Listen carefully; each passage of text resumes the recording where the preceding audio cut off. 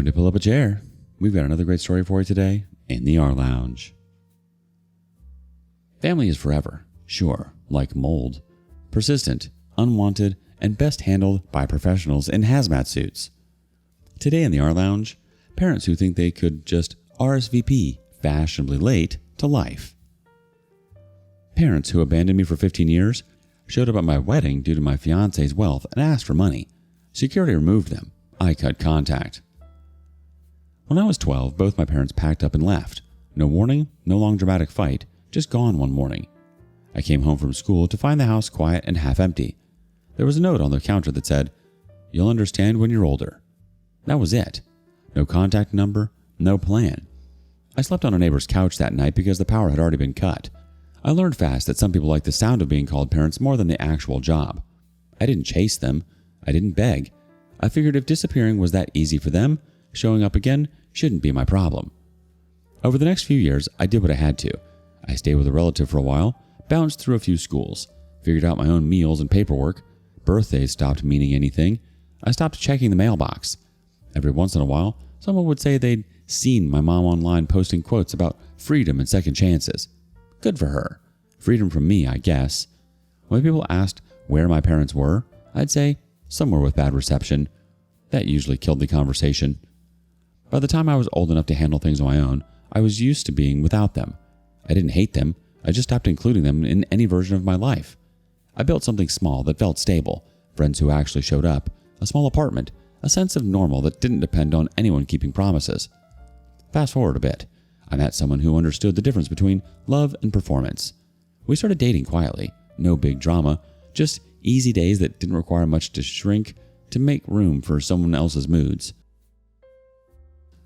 He didn't care about my past, and I didn't talk about it much. I never hid it, but I wasn't interested in turning my childhood into a sob story either. When we got engaged, we kept it private for a while. Only the people who mattered knew, and that was enough. Then the online noise started. Distant relatives I hadn't spoken to since I was a teenager suddenly remembered I existed. Random comments on old posts. Old contacts sending "congratulations" followed by "you must be so excited, your parents must be proud." I ignored them. I thought if I kept things low-key, it would blow over. I understand how fast gossip travels when money is involved. My fiancé comes from a family that's comfortable. Not rich like tabloid headline rich, but stable, successful, and kind. They were generous about the wedding, helping with some costs because they wanted it to be special for both of us.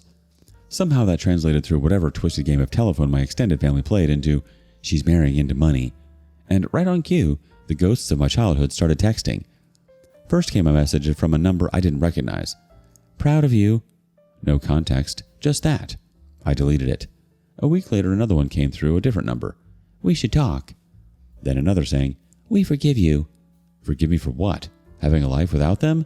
I blocked every number and moved on. But they didn't stop. My mother, especially, started poking around my social media. I'd see her name pop up in the views of my fiancé's account, even though it was private. She started liking photos she clearly had to search for. Pictures of us at a dinner. A candid one he'd posted with a caption about "lucky to have her." It made my stomach turn. Not because she was looking, but because I knew exactly what she was doing. She wasn't reconnecting, she was scouting. I tightened everything. Privacy settings, limited posts, changed my email.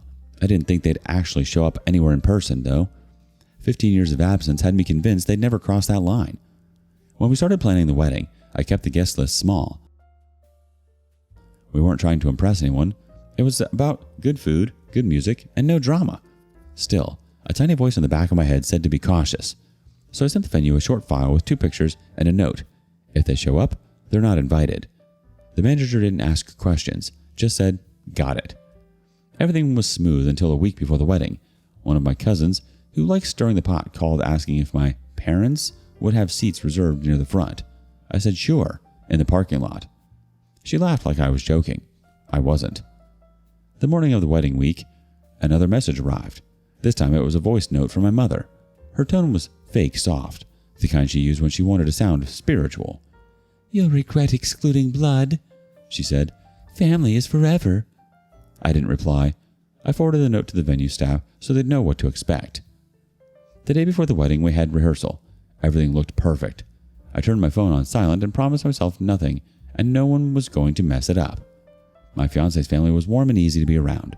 They didn't ask questions about my side, just treated me like one of them. For once, I felt like the orphan part of my story didn't matter. Then came the day itself. The morning was calm, hair, makeup, laughter, everyone running around excited. I was standing near the back entrance when one of the coordinators came over looking uneasy. "There's a couple outside asking to be let in. They say they're your parents." My stomach didn't drop. I just felt annoyed. Of course they'd try to make a spectacle. I told her to hold them at the gate and radio security. When I walked over to see them myself, I saw two people dressed like guests who had wandered in from another event. My mother had a fake smile plastered on. My father, if you can call him that, was holding a gift bag like that erased the years. She started talking before I could open my mouth. "We just wanted to see you," she said. "You look beautiful. We heard you were doing well," he chimed in. "We're proud of how far you've come." I cut them off. "You're not on the list. Leave." She tried to guilt route. "After all this time, this is how you treat your family?" I said, "You stopped being that when you left." That was the first and only dialogue I bothered with. Then I turned to the staff and said, "Security?" They didn't go quietly. She demanded a conversation, said they just wanted to bless the marriage. He said they had rights as parents to be there. I told him the only right they had was to leave before they got dragged out. The guards flanked them and started escorting them towards the exit. She tried to twist around and shout something about forgiveness, but nobody cared. The music had already started for the pre-ceremony photos. I didn't chase after them.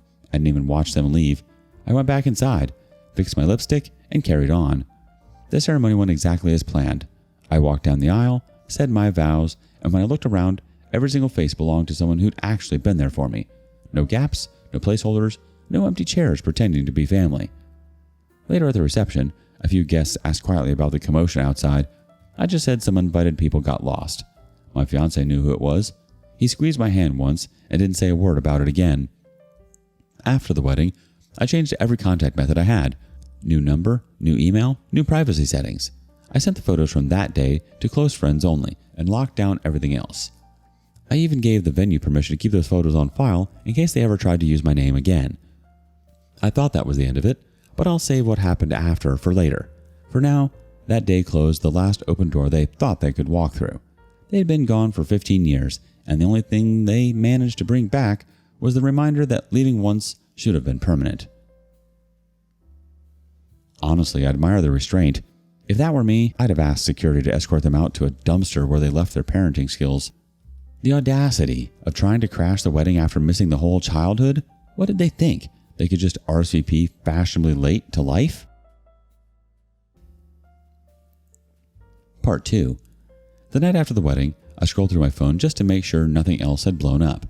I'd muted half my contacts already, but curiosity got the better of me. My cousin, the same one who asked about the seating, had posted something vague on her story. "Some people forget who raised them." No names, no photos, but it was aimed straight at me. I didn't reply. I just blocked her too. If you can't tell the truth, you don't get access to the audience. A few days later, someone sent me screenshots. My parents had gone online writing posts about estranged children and how money changes people. It was pathetic. They hadn't even spelled my name right in one of the comments. I wasn't even angry, just bored. I left the screenshots unread and deleted the messages. The more attention you give them, the more they feed on it. Still, part of me wanted to make sure this would never happen again. I sent a short note to the venue thanking them for handling everything and asked if they could keep the incident report on file. They said of course. I told them to circulate the info among the nearby venues. The manager said it wasn't the first time someone tried to crash a wedding they weren't invited to. For the first week after, it felt like life had gone back to normal. The calls started again from new numbers, always short, always guilt-heavy. "You're our only child. We wanted a chance to see you." One even said, "We need your help now." That one got deleted before I finished reading. I wasn't falling for the sympathy act. I'd seen it before when I was younger. Every time they'd burn a bridge and try to play the victim. I'd be lying if I said it didn't cross my mind to clap back, but honestly, the silence hurt them more. People like that live off a reaction. They want you to yell so they can twist it into proof of how cruel you are. So I didn't give them anything. No explanations, no emotional closure. Just the same quiet they gave me all those years. And around that time, a relative sent me a screenshot from a local Facebook group. My parents had apparently tried joining community events by claiming to be parents of the bride from last month's big wedding. They used that as an introduction to new people. I laughed when I saw it. 15 years gone, and they were still trying to cash in on being parents like it was a lifetime membership. That's when I started to realize something important. Cutting them off once wasn't enough. They were the type who thought boundaries were optional. So I went systematic. I told every mutual contact, anyone who might be approached by them, to keep my info private. No, let's mediate. No, maybe they changed. I said, if they ask about me, hang up. People got the message. Every couple of weeks, something small would pop up. A message, request here, a faked apology there. One of their emails said they wanted to rebuild the bond before it's too late. Too late for what, exactly? They'd already buried it. I blocked that address, too. I thought about how easy it was for them to find me now compared to when I actually needed them. Back then, I was the one digging for contact numbers, sending letters that came back unopened. Now, suddenly, they could figure out how to use social media, find my fiancé's page, and pretend to care. It confirmed what I already knew. They didn't lose me, they left me. And they only remembered I existed when it was convenient. I didn't bother telling my in-laws much beyond, they're not good people. They saw enough at the wedding to get the idea. My fiancé's dad told me later that he'd noticed the security guards handling them outside and thought they were random guests from another event. He said, "You keep it classy." That made me laugh. I wasn't trying to be classy, I just wanted peace. Fast forward a month or so. Someone else tried to reach me, this time through an unknown social account using a fake name, but with a profile picture I recognized. My father's. He'd made a new account to follow my husband's relatives. He liked one of their posts, which tipped me off. I reported the account instantly. Within a day, it was gone. I checked the IP location out of curiosity through one of those free trackers. It matched their city, so predictable it was almost funny. The next time they tried to poke around was through a distant family friend. She messaged me out of nowhere saying, "Your mom really wants to talk. She feels bad." I told her if she felt bad, she'd have felt it 15 years ago. Tell her I said no. That was the last time anyone tried to be the messenger. Every once in a while, I'd think back to how it started. The note on the counter, the empty rooms, the people who said, "They're just figuring things out." 15 years later, nothing had changed. They were still figuring things out, except now it was about how to squeeze money out of the daughter they didn't raise. They could have chosen decency at any point. Instead, they chose greed. What made the whole thing absurd was how confidently they acted at the wedding, like they thought they could just show up, smile for pictures, and get folded back into my life like a missing puzzle piece. They even brought a small gift bag, one of those store-bought sets with candles and lotion. I told security to throw it out. I wasn't about to take anything from them, even if it was just bath products. People keep saying closure, like it's something you can buy. It's not. Sometimes, the only closure you get is knowing that they'll never get what they want from you again. For me, that was enough. After everything, I set up my phone to automatically filter messages from unknown numbers straight into trash. I was told the local delivery companies not to accept any packages under my name unless they were paid and verified. I didn't trust them not to pull some stunt trying to send something. Then, almost out of nowhere, one of their old acquaintances emailed me. Apparently, my parents had been telling people they were cut off unfairly after trying to reconcile. This person wanted to hear my side of the story. From that point on, I stopped reading anything related to them. If their names popped up, I scrolled past. I'd blocked, reported, filtered, and burned every bridge they might have thought they could cross. And honestly, life got better the quieter it got. Every time I'd think the dust had settled, though, something minor would remind me who they were. Like one afternoon, I got an email notification from a catering service saying, "Thank you for your inquiry, Mrs." my married last name. I hadn't made any inquiry. I called the place and asked about it. Turns out someone claiming to be the bride's mother had tried to use my name to book an event for her family reunion photos. The manager canceled it immediately once I explained. Looking back, I realized the only reason that they ever came back at all was because they thought I was doing better than them. They'd left when I was a kid because being parents was too much responsibility.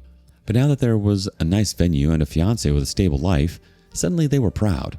They were proud of something they had nothing to do with. Hey girl, long time no talk. Want to rebuild the bond before it's too late? Too late? That bond decomposed, got cremated, and the ashes were used as confetti at your wedding. You handled this perfectly. Silence is the best revenge. Nothing infuriates toxic people more than realizing they're performing for an empty room. Let them keep posting about estranged children while you're out here living your best life. Party on. Do you have similar parents? Share your stories in the comments below. And thank you for joining us today in the rLounge. Be sure to like and subscribe and hit that notification bell so you don't miss out on our next video. Until next time. And please put your chair back where you found it.